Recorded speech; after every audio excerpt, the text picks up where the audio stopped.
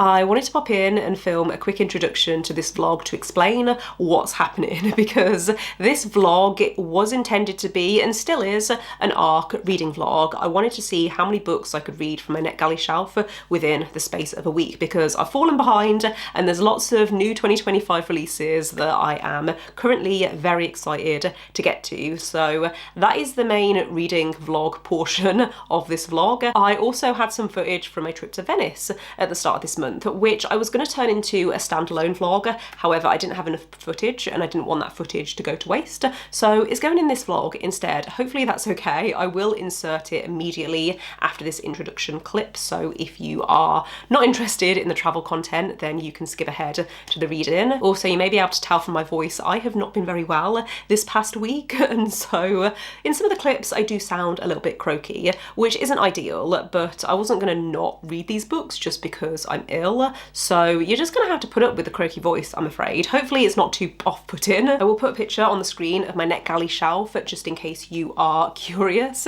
You will have already seen in the thumbnail what books I'm going to be reading, but just if anyone wants to know, I am quite behind on my Netgalley ARCs. So that is the purpose of this vlog. Let's get into it and I hope you enjoy. I wrote a message in my notes that I'm never gonna send to you, saying I'm sorry.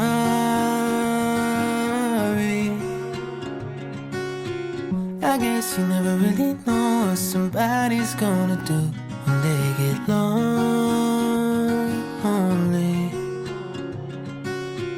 You found somebody better than me to take care of your insecurities. You did it all while leaving me in the dark. I try so hard to be what you need. If you're into the finer things, well, maybe we should let this fall apart. 'Cause I feel so stupid for falling for you.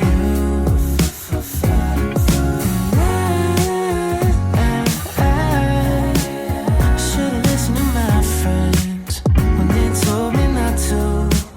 They said you're nothing but a one-night stand, trip to Candyland. If you get too close, then you might understand. But now my heart's on my sleeve and I'm in too deep. But you're not thinking twice about me. I wrote a message in my notes that I'm never gonna send to you, saying how I feel if you only knew. I wrote down every old cliche, a four-letter word in 100 ways, and reality hit me in the face. 'Cause I feel so stupid for falling for you. Did you know there are more canals in Birmingham than there are in Venice? No. Yeah, true story. I have made a start on the first book that I'm reading for this vlog, which is Hope Street by Mike Gale. This is contemporary fiction. I think it came out in February. I started it last night and I'm already nearly halfway through, so I wanted to check in with you before I get any further. I feel like I'm getting a cold or some kind of illness. I woke up this morning and my throat felt like razor blades. This always seems to happen whenever I go on a plane. I end up getting ill a few days later, so I figured I would check in with you now because I'm probably not going to want to talk to the camera in the next few days if I do end up getting a full-on cold. So my thoughts so far on this book, I am liking it. I really like Mike Gale's writing and how it's really easy and breezy. He writes these stories that feel very nostalgically British about regular everyday people. In this book we're following a few different characters, but one of the main characters we're following is Lila, who is a local journalist. This is set in Derby, which is in the East Midlands. I think most of Mike Gale's books that I've read have been set around the Midlands, and the East Midlands is where my partner is from, so I have been there and I can picture this setting. We're following Lila, as I mentioned, and she is looking into a potential story about this street called Hope Street, where the council is planning a new development there, and gradually the residents have been moving away. However, there's only one resident who is left there who is refusing to move, and Lila approaches hires this guy to try and see if there is a story there and find out why he's staying put. This guy is called Connor. He has a learning disability and he is refusing to move because his mom went missing a few years ago and no one has heard from her since. The police investigated, no leads were ever found, but he is insistent that his mom wouldn't abandon him and she is going to come home one day, so he wants to stay where they live together. And it's very heartbreaking in places. It's emotional, but also it's building this mystery because Connor asks Lila if she will help him find out what happened to his mom. It's really interesting mystery, I think, involving these regular everyday people. Mike Gale does tend to write these uplifting and heartwarming stories, and this is exactly what I wanted to read. I've been thinking about this book actually ever since I started planning this ARC reading vlog. This was the book that I knew I wanted to start with because up until last night I hadn't read anything physically in over a week, which is fine. Like, I think sometimes being part of the online book community is easy to lose sight of that. It is completely normal to go a week or two without reading a book. I finished a very long fantasy book at the end of February, and so I knew going into March that I wanted to read some short books, and I wanted that satisfying feeling that you get when you finish a book quickly, and I feel like I could finish this tonight. It is a really sunny day outside and I was thinking about going for a walk later, but because I'm not feeling great, I might just get back into bed and read, or I might watch some more TV. That is the main reason why I haven't been reading much recently. I've not been in a reading slump, I've just been prioritising other things, and there's a few different TV shows that I've gotten really into recently, so I might stick on an episode of CSI. Also, me and my partner have started watching The Rookie as well, and we're still halfway through Silo. We started season 2 ages ago and we're only a few episodes in, so might watch TV, might read a little bit this evening, but it's only, I think, about 1 o'clock. Yeah, it's about 20 past 1, so it's not even like that late in the afternoon. I'm rambling now. I need to stop, especially because my throat is feeling quite scratchy. So I am going to wrap up this clip and then I will check in with you probably once I've finished Hope Street. It's now Thursday and you may be able to hear in my voice I have not been very well the last few days. The last time I checked in with you was Sunday when I knew I was getting sick. I didn't want to believe it because I knew this week was going to be busy and it was just the worst week to be ill, but I've had a cold. I'm feeling a little bit better today. I can actually breathe out my nose, which is great, so I thought I would check in with you with some reading updates because I have now finished Hope Street by Mike Gale. I'm going to give this 4 stars. I think I read this at the perfect time because I was in such a reading mood when I got back from Venice, but I obviously got sick, and when I'm sick my brain doesn't want to focus on anything, but Mike Gale has such an easy writing style and I flew through this so quickly. I actually don't think the writing in this felt as polished as some of his other books. Some of the dialogue felt a little bit clunky to me. However, it was still a very sweet and heartwarming story. It's not my favourite Mike Gale book. The main thing I didn't love was the main character. Was her name Lila? I didn't care about her relationship drama, and I think I said this when I read The Museum of Ordinary People. I don't like the way that Mike Gale writes romance. I find the romances, when he does include them in his books, I find them so predictable that they just feel pointless. I don't think I've actually given any of his books lower than 4 stars, but the books that I've loved from him and that I've given 5 stars are the books that focus more on family relationships or friendships. To be fair, I was able to overlook it to a certain extent in Hope Street because the focus did feel like it was more on Connor's story and this mystery around what happened to his mom. It did make me cry a little bit, so yeah, that's why I'm giving it 4 stars. Don't know whether I would recommend this though if you live outside the UK because it had quite a few British references to culture and stuff, and a big part of this was about how British councils treat people, so I don't know whether you would like this if you're not from the UK or you don't live here, but yeah, it was a solid read. I'm glad that I read it. My camera battery is about to die, so I am going to wrap up this clip and I will check in with you once I've charged my battery because because I have started a new book and I want to talk to you about that before I read any further. Okay, I'm back. I don't know how long my voice is gonna last before it starts to break again, but I'm gonna give this a go. It is Thursday evening. I might have said that already. I finished work for the day and also for the week because I have tomorrow off work. Basically, my holiday leave calendar year at work runs from April to March.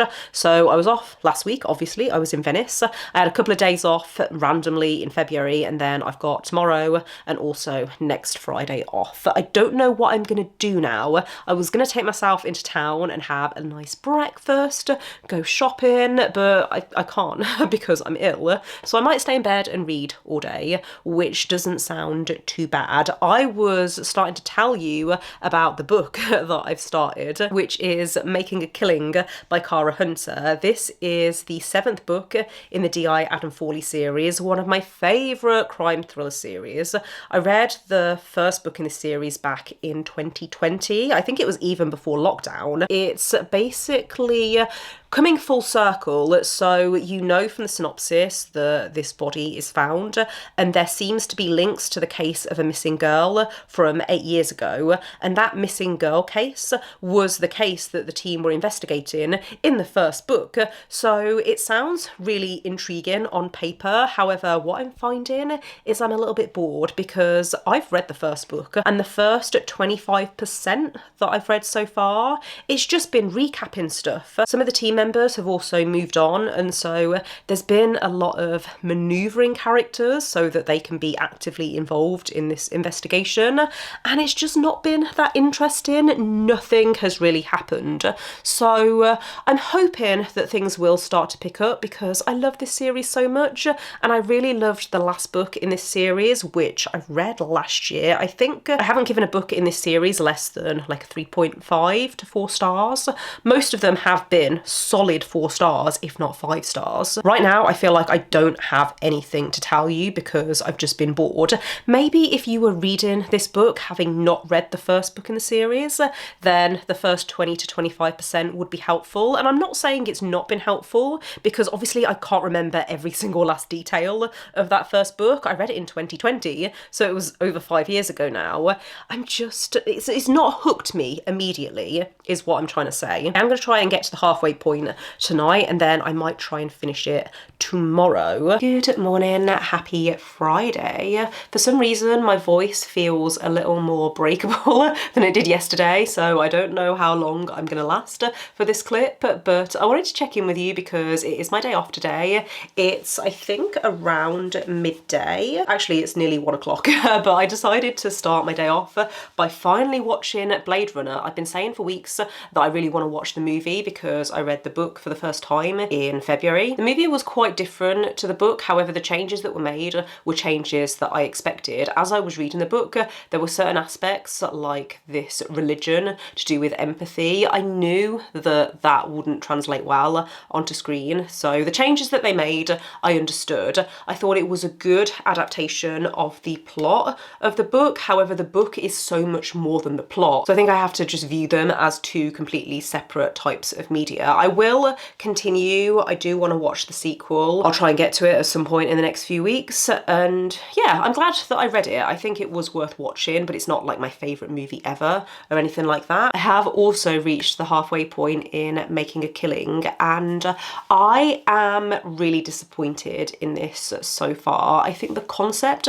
could have been so good, but something that I find really tedious is when, as the reader, we know more information than the characters, and we're having to wait so long for them to work stuff out that we already know. It feels kind of pointless to me. There was a specific thing that I felt took too long for the characters to work out. I'm trying to be vague because I don't want to go into spoilers. This reveal, I think, even if you haven't read the first book, it's not going to feel satisfying. I don't understand who this book is aimed at, because if you've already read the other books in the series, then I think you're going to find the first half doesn't really hook you. But at the same time, even if this is the first book that you're reading in the series, I don't know why you would start with book 7, but I don't think the case is that compelling enough to really grab your attention. So it is a shame, because at the moment it's feeling like maybe it's going to scrape a 3 stars. There's a lot of new characters that have been introduced, because this main case that we've not even been focusing on, but the case in the present day,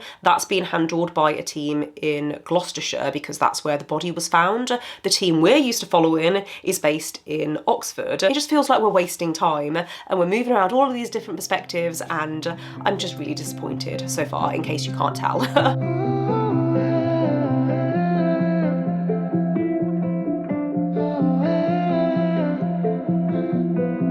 I've been waking up too early just to lose some more sleep. I've been hiding from my pride while I'm looking for a change. Oh, but what if I change my mind? Will I find my wasted time?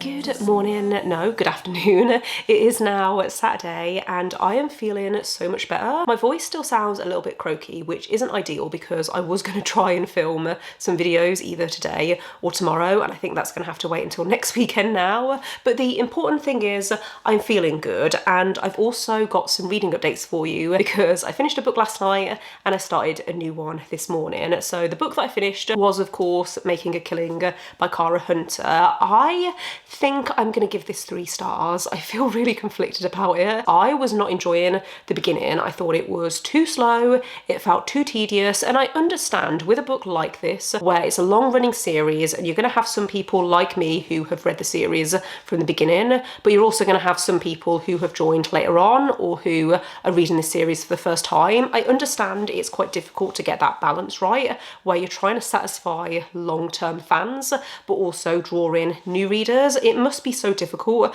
to write a book knowing that. I still think the first half of this could have been cut down, and because this has elements of multimedia, there were certain parts which I think could have been told through multimedia instead of being written out. I think that would have again helped pick up the pace a little bit more, and it would have helped to be more gripping immediately. Instead, the beginning was too slow in my opinion, but I liked the ending. I don't think everyone is going to like the ending, but I thought this was a good ending for the direction that the story went in. This series is still one of my favourite crime thriller series, so I would recommend it still, even though this latest instalment isn't my favourite. I would also recommend Murder in the Family, which is Cara Hunter's standalone. That one is told entirely through multimedia, and it's a really fun mystery in my opinion. So maybe if you are new to Cara Hunter's writing, then that would be a good place to start, and then you could go back and read the Adam Fawley series from the beginning. The first book, which I think is called Close to Home, that one I think is also one of the weakest in the series. Before this book came out, I would have actually recommended starting with maybe the second or third book in the series, but now I think you do have to read all the books if you want to read this latest book. I don't know if it's going to be the last book in a series. I think I read somewhere that Cara Hunter is hoping to work on a standalone next. 7 feels like a really odd number though to end a series on, but yeah, glad that I read it, but not my favourite book in this series. I have now moved on and I've started Burn After Reading by Catherine Ryan Howard, which is one of my most anticipated releases for this year, and immediately the first few chapters of this have gripped me. I'm actually at the end of part 1, which I think is about 15% of the way through. Let me just double check, my Kindle is waking up. Okay, I'm 18% of the way through. Immediately this has gripped me. I loved the setup for this. So in this we are following a main character whose name I can't remember, but she is a writer and she's given the task of ghostwriting this book for a guy who has been accused of murdering his wife. About a year ago there was a house fire and this guy's wife sadly passed away. He actually ran into the house to try and rescue her, brought her out and then claimed that she died in his arms. Turns out that wasn't actually the case and she was dead before the fire started. So he's lied at some point, or at least he hasn't told the full truth. It's really interesting actually. It mentioned at one point that the Irish media, there are these really strict defamation laws, and so the media will only report on the hard facts and they won't speculate, but that doesn't stop readers and other people from speculating. The way that the main character is being built up, it's coming across like she's not 100% reliable. We're also getting the perspective of Kate, who is the wife that died the previous year. We're seeing the build up to this house fire, and again it seems like she is holding something back, and I am just so intrigued. I love Catherine Ryan Howard's writing. It just feels so good to be back reading one of her books, and yeah, I don't want to say that this is going to be a 5 stars when I'm not even 20% of the way through, but I have a really good feeling about it. Good morning. I am now around halfway through Burn After Reading by Catherine Ryan Howard, and I am enjoying this so much. I think I'm probably going to try and finish it today because I was really struggling to put it down last night, and I need to know. Hopefully this is going to end strong and I'm going to enjoy the second half as much as the first half.